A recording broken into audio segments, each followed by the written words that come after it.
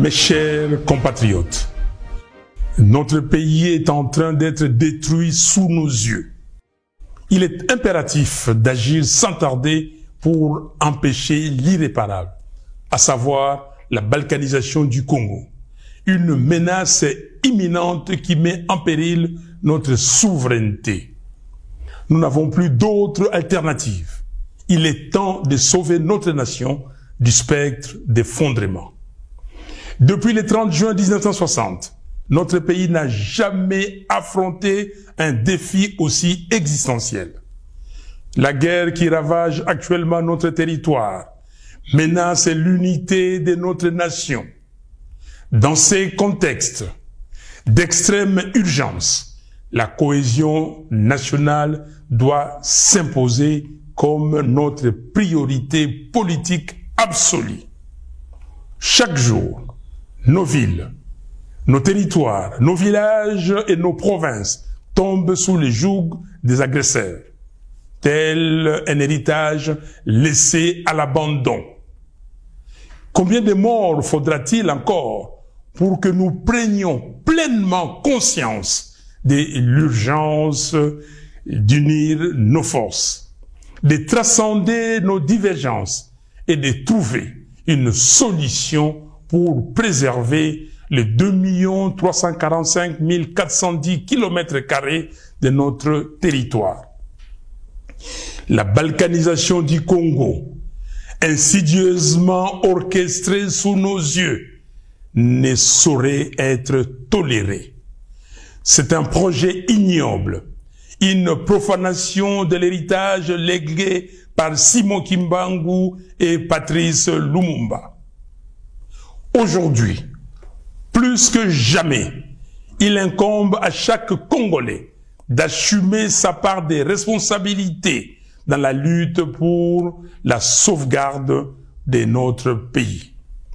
Cette guerre, ces souffrances, ces vies fauchées en grand nombre nous enjoignent à un profond changement d'attitude.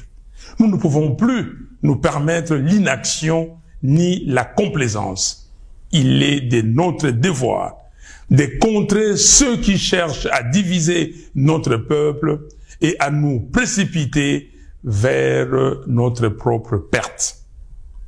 Face à l'ampleur du désastre, la division interne est un luxe que nous ne pouvons plus nous offrir.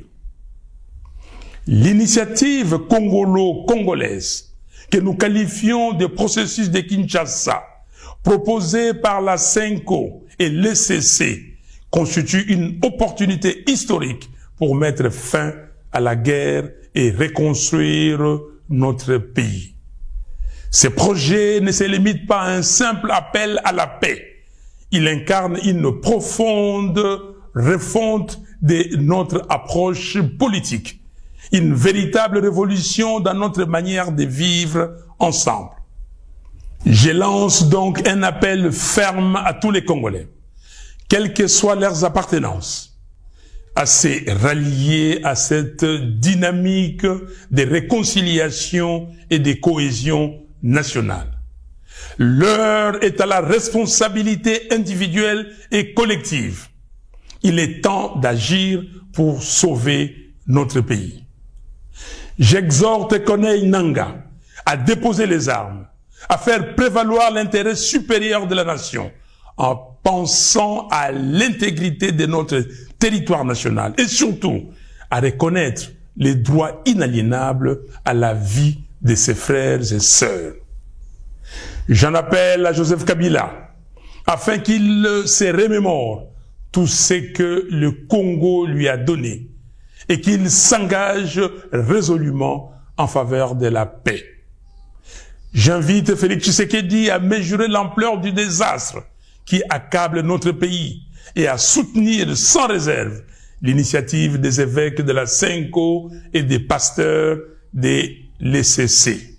J'encourage enfin l'ensemble des responsables religieux à s'unir derrière ces processus salvateurs pour notre nation. C'est une catharsis.